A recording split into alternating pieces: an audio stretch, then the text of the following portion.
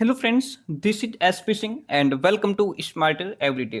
प्यारे दोस्तों, सीटेट दिसंबर 2024 को टारगेट करते हुए हमारी एसएसटी की क्लासेस कंटिन्यू हैं, जिसमें यह जो चैप्टर है हमारा, ये 6 नंबर चैप्टर है, मानव पर्यावरण अन्योन्य क्रिया उष्णकटिबंधीय एवं उपोष्ण प्रदेश के बारे में आज हम जानेंगे।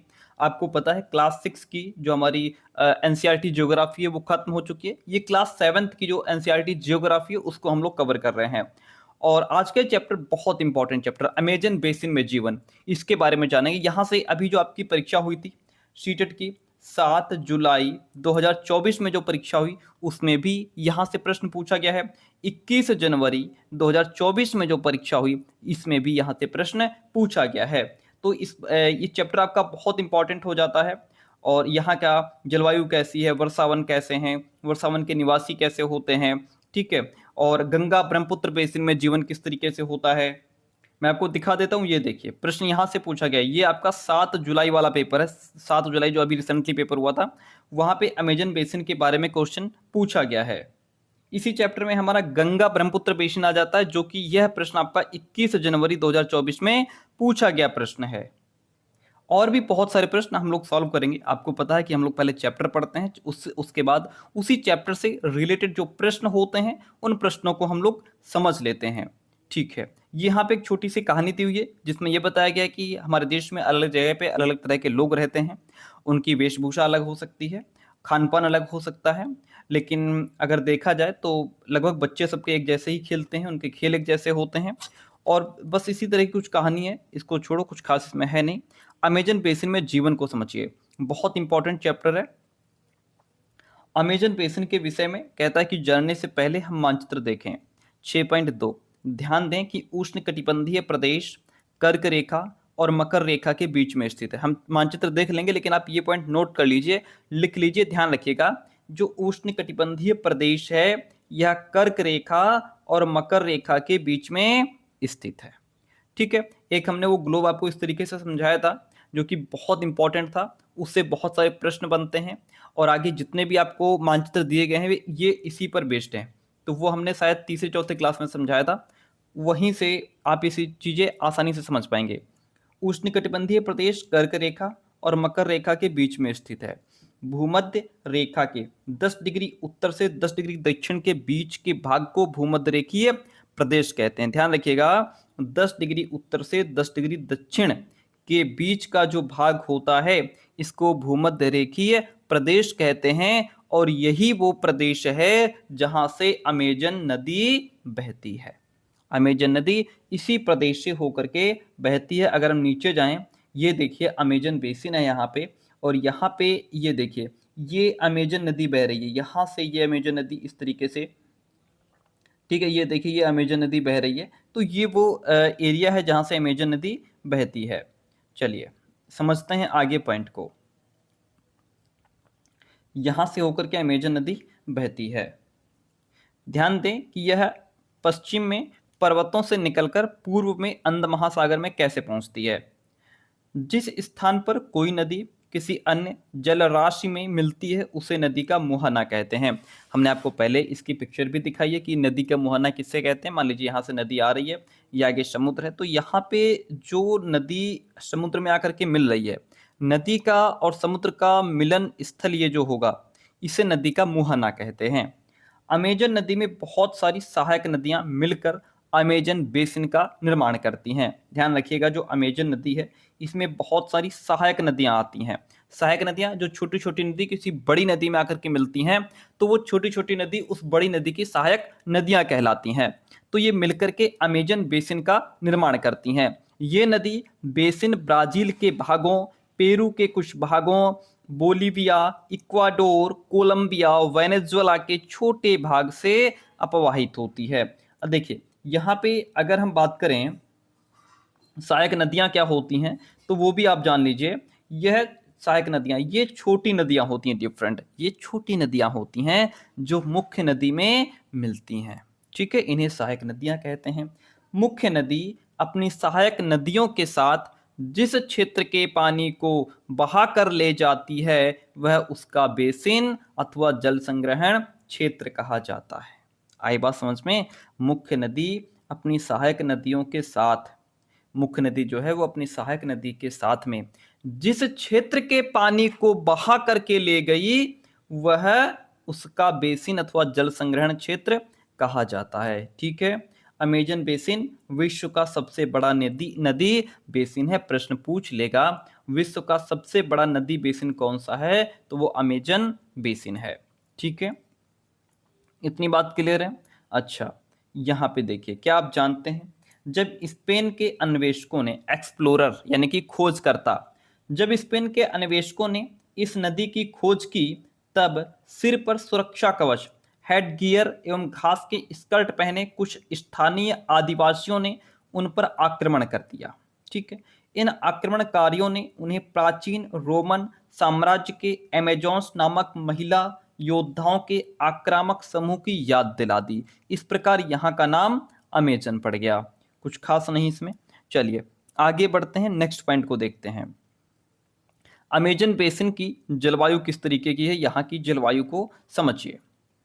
अमेजन बेसिन की जलवायु, जैसा कि अब आप जानते हैं, अमेजन बेसिन भूमध्य रेखा के आसपास फैला है। अमेजन बेसिन कहाँ फैला है?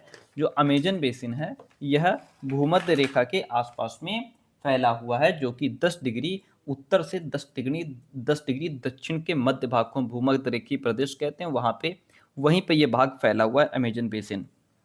और पूरे वर्ष यहाँ गर्म एवं नम जलवायु रहती है। ये पॉइंट ध्यान रखिएगा, आपसे यही प्रश्न पूछ लेगा कि अमेजन बेसिन के बारे में कौन सा कथन सही है। तो उसमें आपको याद रखना है कि अमेजन बेसिन वो क्षेत्र है जहां पूरे वर्ष गर्म और नम जलवायु रहती है। यहाँ का मौसम दिन एवं रात दोनों ही समय लगभग समान रूप से गर्म एवं आर्द्र होता है। आर्द्र का मतलब होता है नमी रहती है इसमें। ठीक है, और शरीर में चिपचिपाहट महसूस होती है। इस प्रदेश में लगभग प्रतिदिन बारिश होती है। ठीक है, पॉइंट सही है। ये जो अमेजन बेसिन है ये ऐसा प्रदेश है जहां लगभग प्रतिदिन बारिश होती है, और वह भी बिना किसी पूर्व चेतावनी के। भाई बारिश होने का मतलब है कि पहले मौसम बनेगा, हवा चलेगी, मौसम बनेगा, बादल आएंगे, तब बारिश होगी। यहाँ पे ऐसी कोई चेतावनी नहीं, डायरेक्ट बारिश होती है। दिन का तापमान उच्च, यानी कि जो दिन का टेम्परेचर वो हाई होता है, नमी उससे भी ज़्यादा हाई होती है। रात के समय तापमान तो कम हो जाता है लेकिन नमी हाई ही रहती है, वैसी की वैसी ही बनी रहती है। ठीक है, यहाँ पे वर्षा वनों की बात करें तो यहाँ पे ये देखिए, ये अमेजन के वन हैं, जो कि देखिए यहाँ पे ये पेड़ों के ऊपर काई किस तरीके से आई है, पेड़ों के ऊपर काई आई है, उसके ऊपर भी घास उगी हुई आपको नजर आ रही है। ये क्या है, जब बहुत ज़्यादा बारिश होती है काई आ जाती है तो उससे वो हरे शैवाल पैदा हो जाते हैं। देखिए वर्षा वन की बात करेंगे, समझिए पॉइंट को। इन प्रदेशों में अत्यधिक वर्षा के कारण यहाँ की भूमि पर सघन वन उग जाते हैं। भाई ज़्यादा बारिश होती है तो यहाँ की जो जमीन है वहाँ पर बहुत घने घने पेड़ उग जाते हैं। वन इतने सघन होते हैं, इतने घने होते हैं कि पत्तियों और शाखाओं से छत बन जाती है।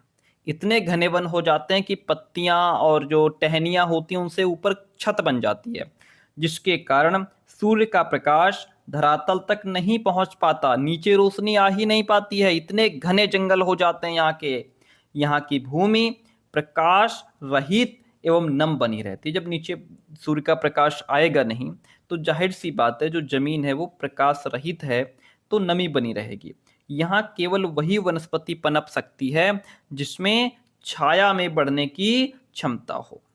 परजीवी पौधों के रूप में यहाँ ऑर्किड एवं ब्रोमेलॉयड पैदा होते हैं। आपसे प्रश्न पूछ लेगा कि अमेजन बेसिन में किस प्रकार के जो है कि पौधे पैदा होते हैं, तो यहाँ पे परजीवी पौधे के रूप में ऑर्किड ब्रोमेलॉयड पैदा होते हैं। प्रश्न पूछ लेता है कई बार कि ब्रोमेलॉयड क्या है, कोई जानवर है, कोई पेड़ पौधा है या कोई चिड़िया है, तो आपको ध्यान रखना है ब्रोमेलॉयड ऑर्किड ये पौधे हैं दोनों। ठीक है, अच्छा आगे बढ़ेंगे तो अब देखिए पॉइंट को समझिए। वर्षा वन में प्राणी जात की प्रचुरता होती है। यहाँ पे अलग अलग प्रकार के प्राणी पाए जाते हैं। टूकन, टूकन क्या है, ये देखिए, ये सामने ये रहा, ये आपके क्या है, ये टूकन पक्षी है। ठीक है, चलिए टूकन, गुंजन पक्षी, रंगीन पक्षी वाले, मकाओ एवं भोजन के लिए बड़ी चोंच वाले विभिन्न प्रकार के पक्षी जो भारत में पाए जाने वाले सामान्य पक्षियों से भिन्न होते हैं, वो यहाँ पाए जाते हैं। कहाँ? अमेजन बेसिन में या अमेजन प्रदेश में, इन क्षेत्रों में। प्राणियों में बंदर, स्लॉथ एवं चींटी खाने वाले टैपीर भी यहाँ पाए जाते हैं। सांप एवं सरीसृप की विभिन्न प्रजातियां भी इन वनों में पाई जाती हैं। ठीक है। और मगर यानी कि मगरमच्छ, सांप, अजगर और एनाकोंडा एवं बोआ कुछ ऐसी ही प्रजातियां हैं जो यहाँ पाई जाती हैं। इसके अतिरिक्त हजारों कीड़े मकोड़े भी इस बेसिन में निवास करते हैं। मांस खाने वाली पिरान्या, मत्स्य समेत मछलियों की विभिन्न प्रजातियां भी अमेजन नदी में पाई जाती हैं। इस प्रकार जीवों की विविधता की दृष्टि से यानी कि अनेक प्रकार के विविध प्रकार के जीव यहाँ पे पाए जाते हैं। यह बेसिन असाधारण रूप से समृद्ध है। यहाँ पे पेड़ पौधों की बहुत सारी प्रजातियां हैं, यहाँ पे जानवरों की बहुत सारी प्रजातियां हैं, पशु पक्षियों की बहुत सारी प्रजातियां हैं। तो इस तरह से यह जो बेसिन है वो असाधारण रूप से बहुत ही समृद्ध है। ठीक है, ये बात हमारी क्लियर हो गई। आपने अमेजन वन समझ लिए, टूकन पक्षी को भी आपने जान लिया। अब देखिए ब्रोमिलॉइड, जैसा कि मैं आपसे कह रहा था, ध्यान रखिए क्या है। तो ब्रोमिलॉइड एक विशेष प्रकार का पौधा है जो अपनी पत्तियों में जल को संचित रखता है।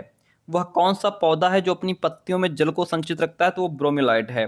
मेंढक जैसे प्राणी इन जल के पॉकेट का उपयोग अंडा देने के लिए करते हैं। ये जो ब्रोमिलॉइड पौधा होता है, इसमें इसकी जो पत्तियां होती हैं उसमें पानी रहता है। मेंढक क्या करते हैं? ये जो पानी होता है यानी कि जल के जो पॉकेट होते हैं, इनका उपयोग अंडा देने के लिए करते हैं। चलिए, इतनी बात क्लियर है। ठीक है, यहाँ पे आप एक पक्षी जानवर देख पा रहे होंगे, टैपीर नाम है इसका। क्या नाम है? टैपीर है।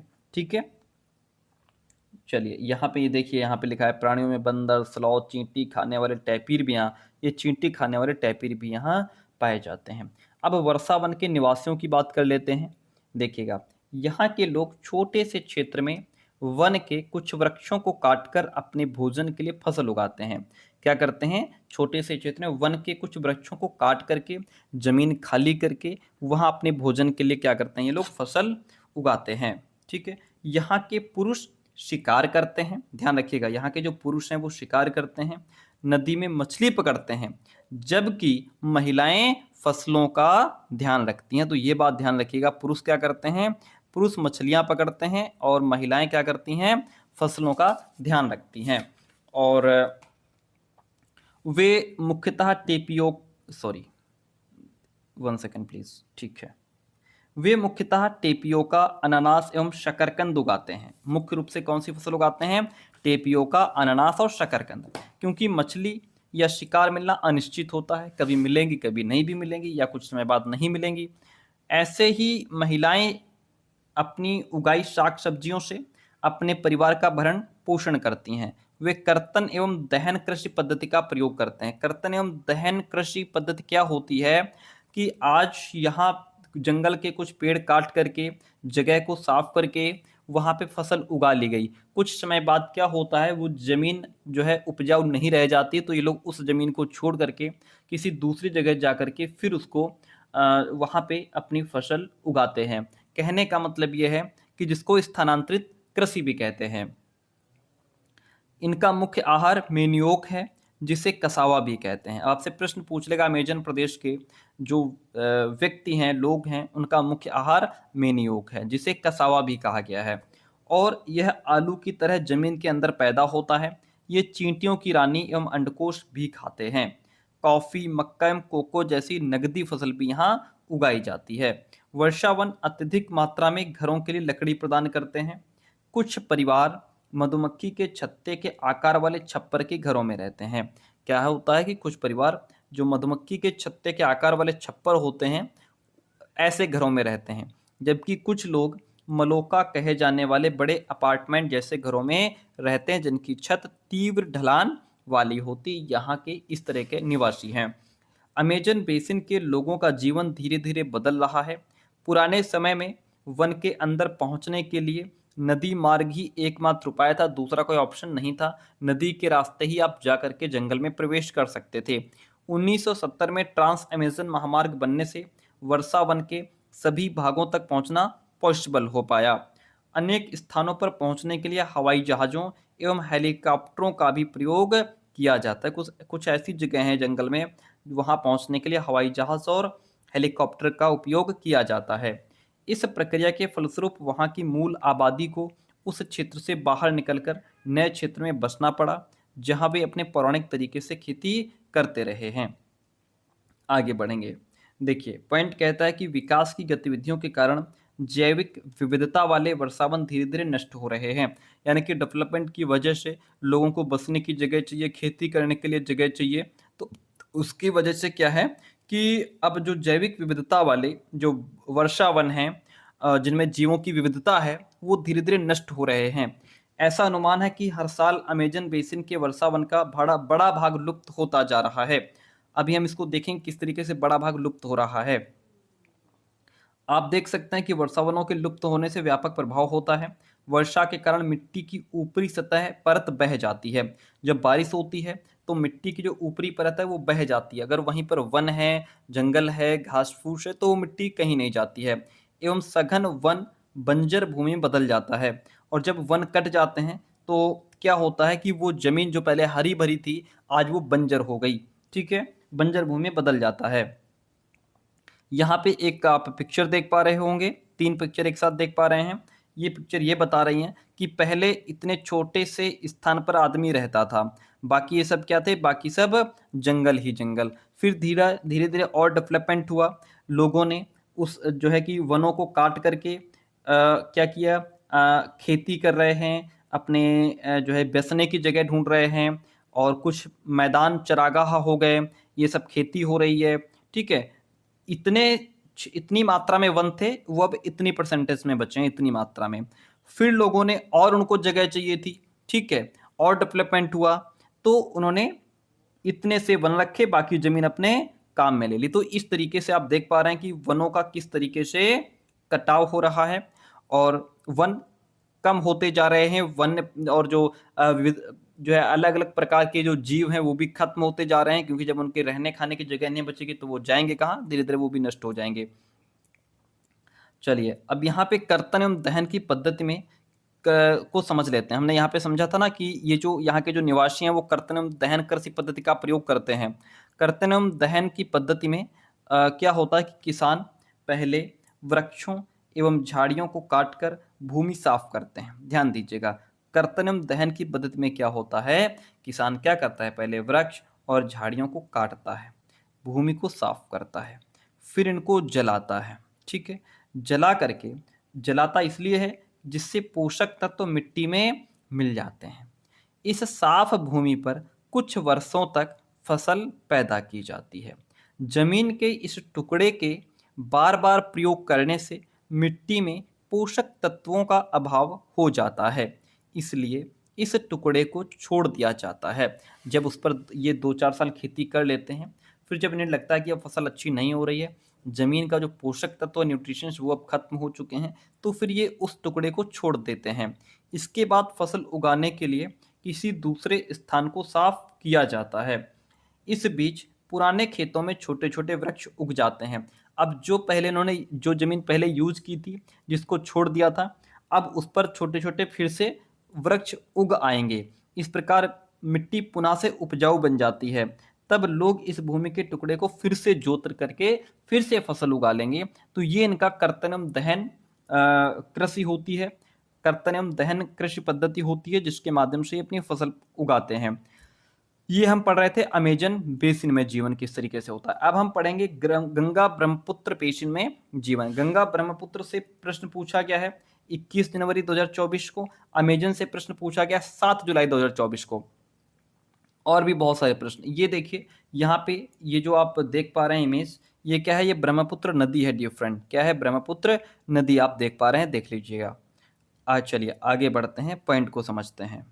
ठीक है, जूम कर लेते हैं तो आपको पढ़ने में आसानी रहती है। गंगा और ब्रह्मपुत्र की सहायक नदियां मिलकर भारतीय उपमहाद्वीप में गंगा ब्रह्मपुत्र बेसिन का निर्माण करती हैं। प्रश्न पूछ लेगा, गंगा ब्रह्मपुत्र बेसिन का निर्माण करने वाली सहायक नदियां कौन कौन हैं। गंगा और ब्रह्मपुत्र की सहायक नदियां मिलती हैं, ठीक है, सहायक नदियां मिलकर के बेसिन का निर्माण करती हैं।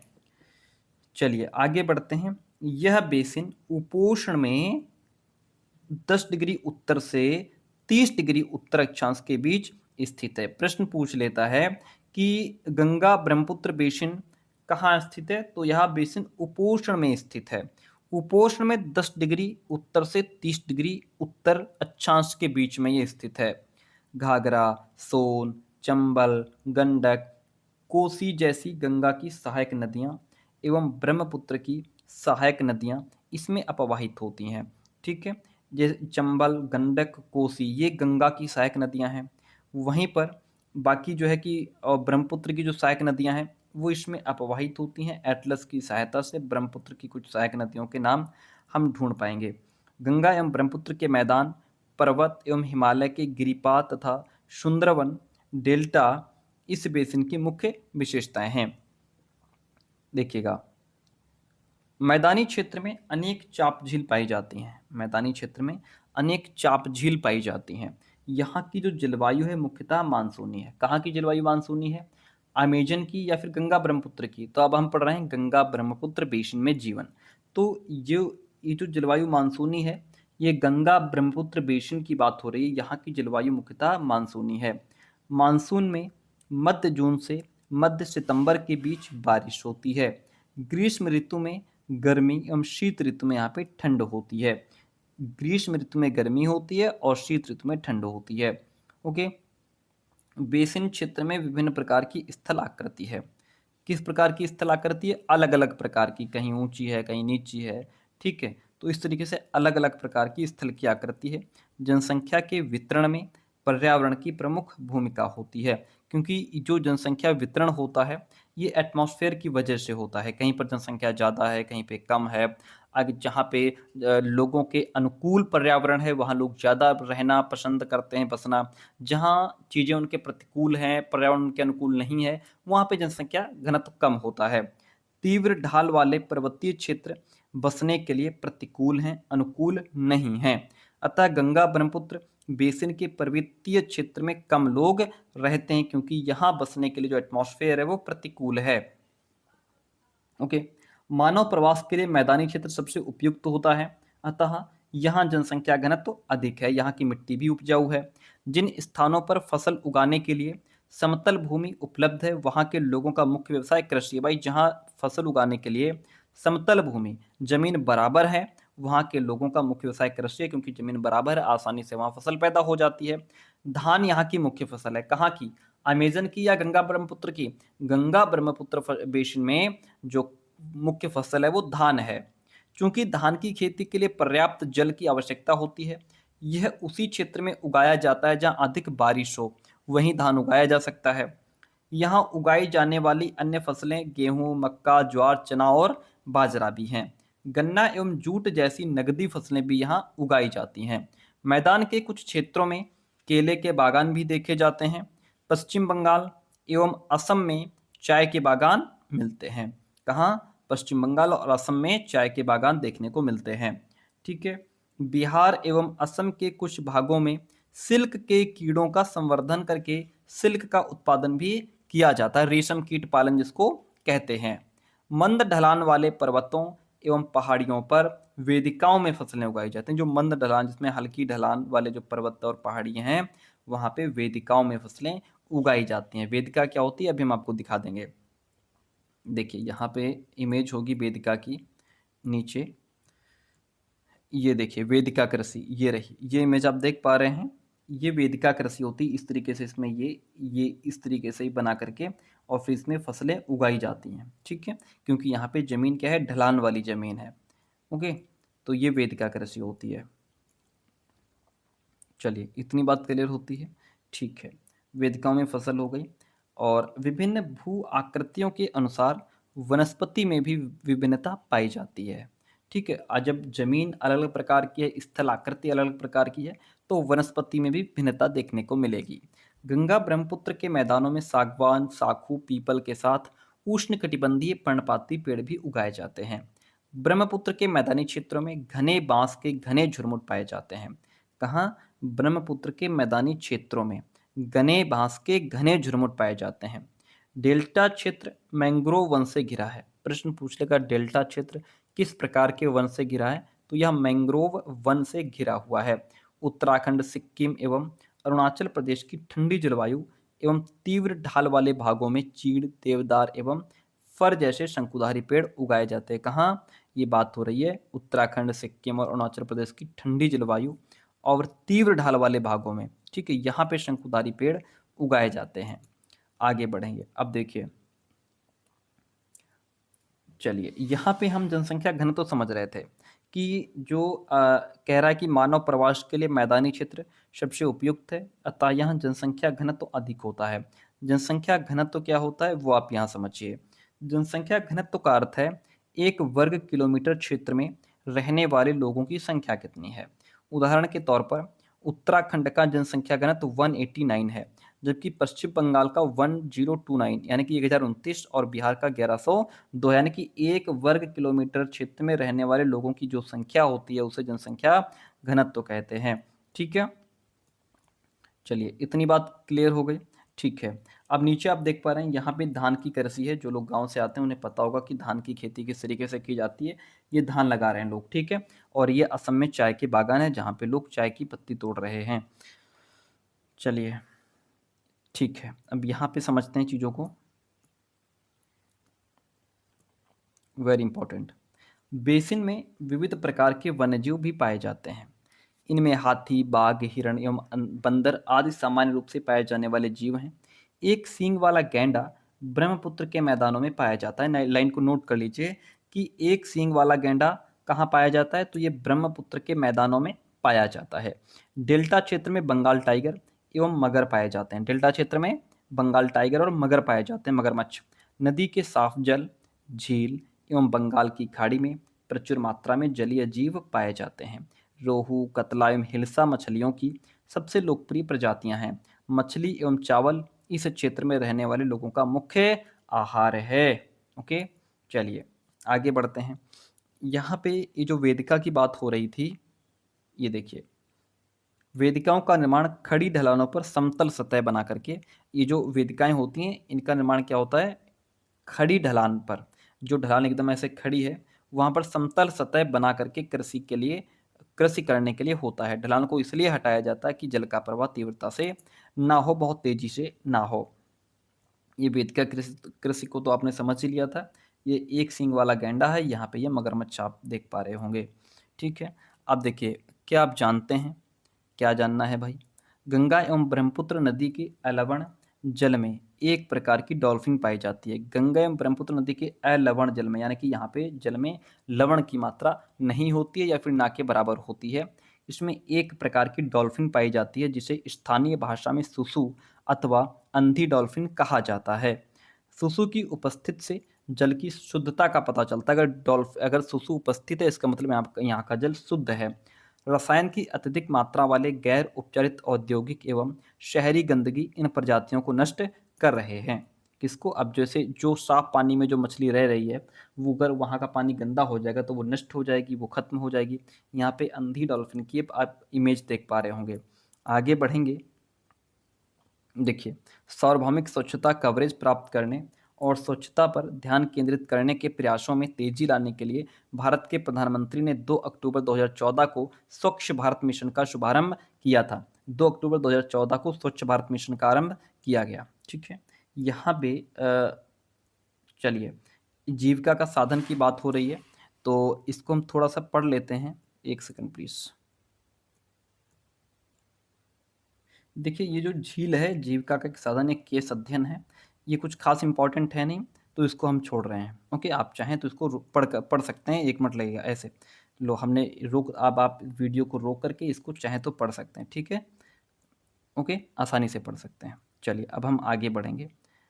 यहाँ से अब हम बताएंगे। देखिए, गंगा ब्रह्मपुत्र के मैदानों में कई बड़े शहर एवं कस्बे स्थित हैं। इलाहाबाद, कानपुर, वाराणसी, लखनऊ, पटना एवं कोलकाता जैसे 10 लाख से अधिक आबादी वाले शहर गंगा नदी के तट पर ही स्थित हैं। इन शहरों और यहाँ स्थित उद्योगों का गंदा पानी बह करके नदी में ही जाता है, जिससे क्या हो रहा है, यहाँ की जो नदी है वह प्रदूषित हो रही है। गंगा नदी के तट पर स्थित वाराणसी शहर आप देख पा रहे होंगे यहाँ पे। बेसिन में यातायात का सुविकसित तंत्र उपस्थित है। आप देख सकते हैं कि गंगा ब्रह्मपुत्र बेसिन में यातायात के 4 मार्ग सुविकसित हैं। ठीक है, मैदानी इलाकों के लोग सड़क मार्ग एवं रेल मार्ग के द्वारा एक स्थान से दूसरे स्थान तक जाते हैं। नदी के तटीय क्षेत्रों में जलमार्ग यातायात का प्रभावशाली माध्यम है। कोलकाता हुगली नदी पर स्थित एक महत्वपूर्ण पत्तन भी है। मैदानी क्षेत्र में कई बड़े हवाई पत्तन भी यहाँ पर स्थित हैं। गंगा नदी के संरक्षण के लिए नमामि गंगे कार्यक्रम का शुरुआत की गई। गंगा नदी के संरक्षण के लिए नमामि गंगे कार्यक्रम का शुरुआत किसके लिए की गई? गंगा नदी के संरक्षण के लिए। पर्यटन इस बेसिन की एक महत्वपूर्ण क्रिया है। आगरा में यमुना के किनारे स्थित ताजमहल, इलाहाबाद में गंगा एवं यमुना नदी का संगम, उत्तर प्रदेश एवं बिहार में बौद्ध स्तूप, लखनऊ का इमामबाड़ा, असम का काजीरंगा एवं मानस वन्य प्राणी अभयवन तथा अरुणाचल प्रदेश की विशिष्ट जनजातीय संस्कृति जैसे कई दर्शनीय स्थल यहाँ पर उपस्थित हैं। ठीक है, मानस वन्य प्राणी अभयन में एक बाघ बैठा हुआ है जिसको आप देख सकते हैं। अब इस चैप्टर से जो प्रश्न पूछे गए आइए उनको सॉल्व करते हैं। चलिए, पहला प्रश्न हम यही ले लेते हैं जो 7 जुलाई को पेपर में आया था। प्रश्न कह रहा है, देखिए, चलिए, प्रश्न कह रहा है अमेजन बेसिन के बारे में निम्नलिखित में से कौन सा कथन सही है? पूरे वर्ष यहाँ गर्म और नम जलवायु रहती है। यहाँ लोग कर्तन एवं व दहन कृषि करते हैं। लोग मुख्यतः धान उगाते हैं।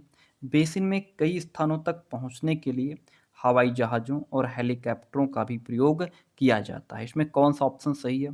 केवल ए बी सही है, बी सी डी सही है, ए सी डी सही है या फिर ए बी डी सही है? हमें बताना है कौन कौन इसमें सही है। आइए, पहला ऑप्शन कह रहा था कि पूरे वर्ष यहाँ गर्म और नम जलवायु रहती है। कहाँ की बात हो रही थी? अमेजन बेसिन की। जी हाँ, बिल्कुल, पूरे वर्ष यहाँ गर्म और नम जलवायु रहती है। ठीक है, ये हमारा पहला ऑप्शन था, तो जो ऑप्शन ए है वो राइट हो जाता है। दूसरा ऑप्शन कह रहा था कि यहाँ लोग कर्तन और दहन कृषि करते हैं। ठीक है, यहाँ पे ये देखिए, यहाँ लोग क्या करते हैं? कर्तन और दहन कृषि पद्धति का यहाँ पे प्रयोग किया जाता है, यानी कि जो बी ऑप्शन है वो भी राइट है। सी ऑप्शन यहाँ पे कह रहा था कि लोग मुख्यतः धान उगाते हैं। देखिए पहले दोस्तों, धान जो है वो गंगा ब्रह्मपुत्र बेसिन में उगाया जाता है, अमेजन बेसिन में धान नहीं उगाया जाता है। चाहे तो आप यहाँ पे देख सकते हैं, पेज नंबर, ये देखिए यहाँ पे धान की खेती हो रही है। ये धान कहाँ की फसल है? ये गंगा ब्रह्मपुत्र बेसिन में धान उगाया जाता है, इसलिए सी ऑप्शन जो है वो कट जाएगा।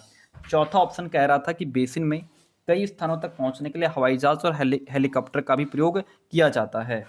ये ऑप्शन यहाँ पे देखिए लिखा है, अनेक स्थानों पर पहुंचने के लिए हवाई जहाज और हेलीकॉप्टरों का भी उपयोग किया जाता है। किसकी बात हो रही है? अमेजन बेसिन की बात हो रही है, यानी कि यहाँ पे जो ऑप्शन डी है वो अभी राइट हो जाता है। तो अमेजन बेसिन के बारे में ये भी सही है कि पूरे वर्ष यहाँ गर्म और नम जलवायु रहती है। कर्तन दहन कृषि का प्रयोग किया जाता है। धान की फसल ये गलत हो जाएगा क्योंकि ये गंगा ब्रह्मपुत्र बेसिन की बात कर रहा है। और यह भी सही है क्योंकि यहाँ पे हवाई जहाज और हेलीकॉप्टर का भी प्रयोग किया जाता है। तो ए बी डी राइट हो जाएगा। कौन सा? ए बी डी वाला जो ऑप्शन है वो यहाँ पे राइट हो जाएगा। ठीक है, आगे बढ़ेंगे।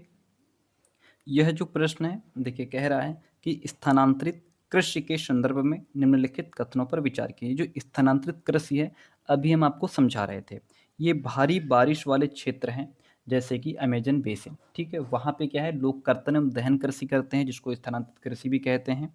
ये तीव्र पुनर्जनन वाले क्षेत्रों में प्रचलित होती है। किस प्रकार की स्थानांतरित कृषि जो है ये तीव्र पुनर्जनन वाले क्षेत्रों में प्रचलित होती है। इसे कर्तन एवं दहन कृषि के नाम से भी जाना जाता है। और ये कहाँ पॉसिबल है? जैसे अमेजन बेसिन हो गया, यहाँ पे इस तरीके की खेती पॉसिबल है। तो इसमें आपके जो ऑप्शन है ए बी सी वो सभी राइट हो जाते हैं। आगे बढ़ेंगे। कुछ प्रश्न ऐसे होते हैं जिनका डायरेक्ट आंसर नहीं दिया होता, उसके लिए हमें कॉमन सेंस लगानी पड़ती है। अगला प्रश्न कहता है कि अमेजन बेसिन के बारे में निम्न में से कौन सा सही है? नील नदी इस प्रदेश से होकर बहती है? नहीं, अमेजन नदी इस प्रदेश से होकर बहती है। दूसरा है, यहाँ का मौसम दिन और रात दोनों में ही समान रूप से गर्म एवं आर्द्र होता है। रात के समय तापमान थोड़ा कम हो जाता है लेकिन आर्द्रता उच्च बनी रहती है। कौन सा ऑप्शन सही है, कौन सा गलत है? आइए देखते हैं। प्रश्न हमारा कह रहा था कि अमेजन बेसिन के बारे में कौन सा कथन सही है वो बताइए।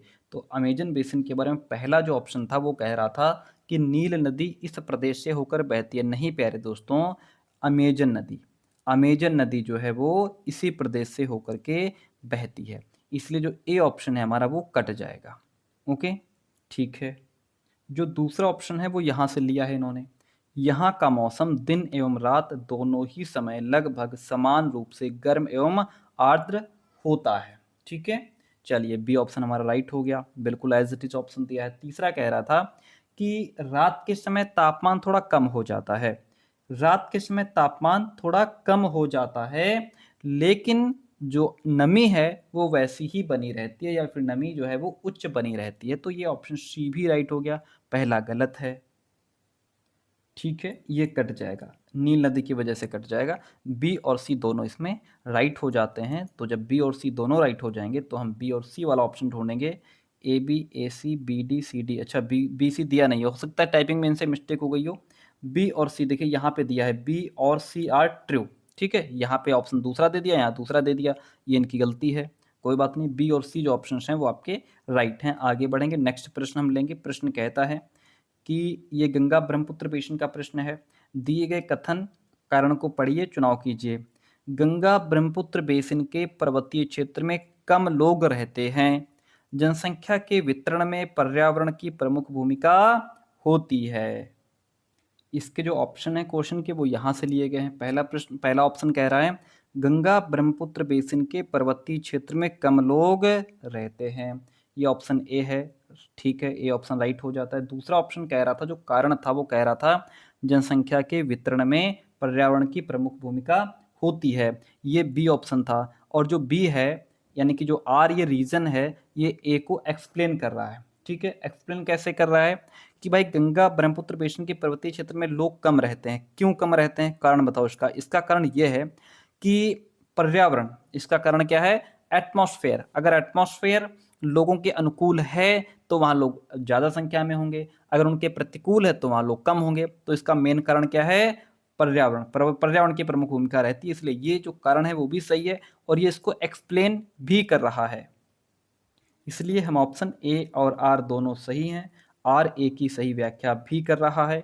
Option A is the right one in this question. अगला प्रश्न लीजिए। प्रश्न कहता है, देखिए, सुसु गंगा और ब्रह्मपुत्र नदियों में पाई जाने वाली एक डॉल्फिन के बारे में दिए गए कथनों को पढ़िए। चलिए पढ़ते हैं भाई।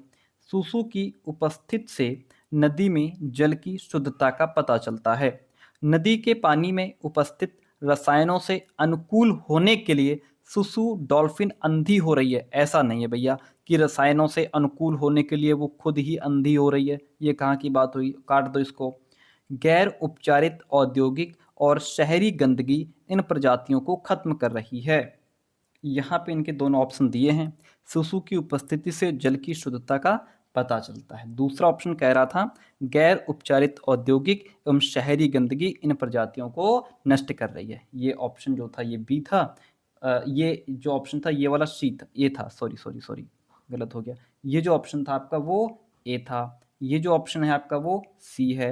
जो बी वाला है वो तो हमने बता ही दिया कि वो गलत है। ठीक है, चलिए सही बात है, ए भी सही है हमारा, सी भी सही है। ये गलत है कि उसके अनुकूल होने के लिए वो अंधी हो रही, ये गलत है। ए और सी जो ऑप्शन है वो आपके राइट हो जाते हैं। ए और सी हमें ऑप्शन ढूंढने होंगे, कहाँ हैं, केवल बी, केवल ए और सी। ठीक है, ए और सी इसमें राइट हो जाता है। आगे बढ़ेंगे, नेक्स्ट प्रश्न की बात करेंगे। प्रश्न कहता है, ध्यान से पढ़िए, अमेजन बेसिन में वनों के विनाश के बारे में दिए गए निम्नलिखित कथन ए और बी को पढ़िए, सही विकल्प चुनिए। ए कहता है कि वर्षा के कारण मिट्टी की ऊपरी परत बह जाती है एवं सघन वन बंजर भूमि में बदल जाते हैं। दूसरा कह रहा है विकास गतिविधियों के चलते अमेजन बेसिन में वर्षा वन का बड़ा भाग लुप्त होता जा रहा है।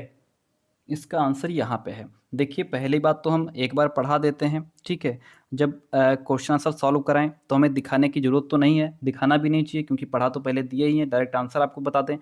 लेकिन हम फिर से दोबारा उसी टॉपिक पे आते हैं, फिर से आपको वो समझाते हैं कि देखिए यहाँ से प्रश्न ऐसे पूछा गया, ये लाइन ऐसे यहाँ से पूछी गई है। ये इसलिए आपको समझा देते हैं कि एक तो दोबारा आपका रिविजन हो जाता है, दूसरी बात आपको पता चलता है कि इस चैप्टर से इस तरीके से प्रश्न पूछे जाएंगे, ये लाइन ऊपर कर देंगे, ये लाइन नीचे कर देंगे, इसको ऐसे एक्सप्लेन करके पूछ लेंगे। तो ये चीज़ आपके दिमाग में एकदम कतई सेट हो जाती है और आपको भी चैप्टर पूरा, मुझे लगता है 80% चैप्टर साथ में ही कंठस्थ हो जाता है जब आप बार बार उसी चीज़ को देखते हैं, बार बार वही ऑप्शन पढ़ रहे हैं। तो इसलिए हम ये सब करवा देते हैं। पहला ऑप्शन था स्टेटमेंट जो ए है वो इन्होंने यहाँ से लिया है। कह रहे हैं वर्षा के कारण मिट्टी की ऊपरी परत बह जाती है एवं सघन वन बंजर भूमि में बदल जाता है। एज इट इज, ना तो कोई पई मात्रा बदली है ना तो कोई शब्द बदला है, सेम टू सेम उठा लेते हैं। ये सोच के चलो कि 95% जो क्वेश्चंस होते हैं एनसीईआरटी से वो ये एज इट इज उठाते हैं, बिल्कुल बदलाव नहीं करते। जो बच्चा ये एनसीईआरटी ठीक से पढ़ेगा वो पहली बार में एसएसटी क्रैक करेगा और 50 से 55 नंबर लेकर के आएगा। ठीक है, तो ये ए ऑप्शन है और ये ए ऑप्शन हमारा राइट हो जाता है। दूसरा ऑप्शन कह रहा था विकास की गतिविधियों वाला, वो हमें यहीं पे मिलेगा कहीं पे। ये देखिए यहाँ पे मिला, ये रहा, यहाँ पे दिया है। ऑप्शन कह रहा था कि विकास की गतिविधियों के कारण विकास गतिविधियों के चलते अमेजन बेसिन में वर्षावन जो है वो क्या है, वर्षावन का एक बड़ा भाग, वर्षावन का बड़ा भाग लुप्त होता जा रहा है। ठीक है, ऑप्शन कह रहा था कि विकास की गतिविधियों के चलते अमेजन बेसिन में वर्षावन का बड़ा भाग लुप्त होता जा रहा है। ये ऑप्शन हमारा बी था। इस तरीके से ऑप्शन ए और बी दोनों ही राइट हो जाते हैं प्यारे दोस्तों। बहुत बेहतरीन क्वेश्चंस, बहुत बेहतरीन क्लास। ठीक है, अब आपको क्लास पसंद आई कि नहीं आई ये तो आप जब आप बताएंगे तभी पता चलेगा। अगला देखिए, इस पर ध्यान मत दीजिएगा। क्वेश्चन देखिए, भारतीय उपमहाद्वीप में गंगा ब्रह्मपुत्र बेसिन की व्याख्या करने वाले कथन का चयन कीजिए। ऐसी लाइन जो गंगा ब्रह्मपुत्र के बारे में बता रही है। पहले चारों लाइनें पढ़िए।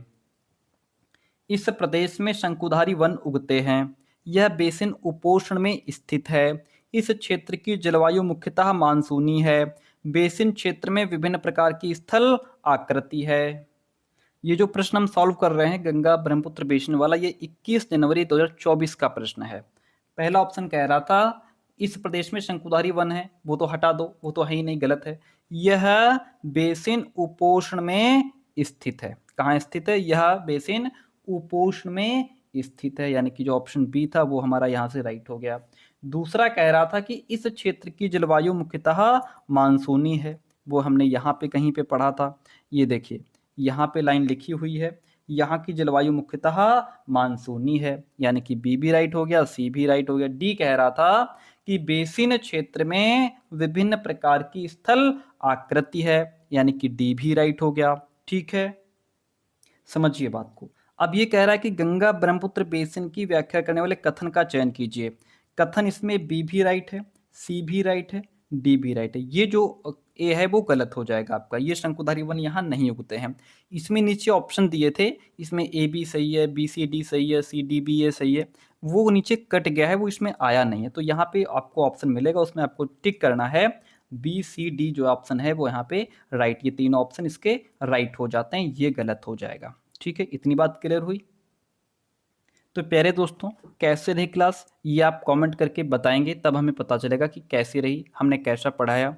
और ये जो हम पहले चैप्टर पढ़ा करके साथ में जो प्रश्न आपको करवा देते हैं, ये मान के चलो कि ऐसी क्लास आपको कोई नहीं दे रहा है। ठीक है, क्योंकि इसके पीछे बहुत मेहनत लगती है। पहले चैप्टर को पढ़ो, फिर उसके क्वेश्चंस निकालो, फिर उस क्वेश्चन के ऑप्शन को पढ़ कर ये तय करो कि इसका आंसर कहाँ पे दिया गया है। ये अगर आप करेंगे खुद तो मान के चलिए आपको कितना समय लगेगा ये आप अंदाजा नहीं लगा सकते हैं। 5 से 6 घंटे लग जाएंगे आपको एक ही चैप्टर पढ़ के उसके पीवाईक्यू ढूंढने में। तो इसके पीछे बहुत मेहनत होती है एक वीडियो के पीछे, और उसके बावजूद भी आप लोग लाइक और कमेंट नहीं करते हैं। तो कोई बात नहीं, बस आप पढ़ते रहिए और अपने दोस्तों तक शेयर करते रहिए। Thank you so much.